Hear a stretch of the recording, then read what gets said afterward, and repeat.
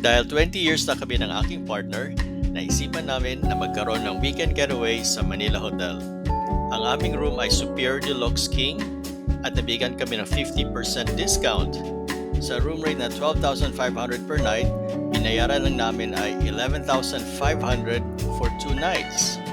Kasama na ang buffet breakfast for 2 sa Cafe Ilang Ilang at 50% discount for foods and drinks doon sa lobby lounge, sa top room at sa iba pa. Dahil ang aming room ay nasa Tower Wing, meron kaming magandang view ng Manila Bay at Manila Port.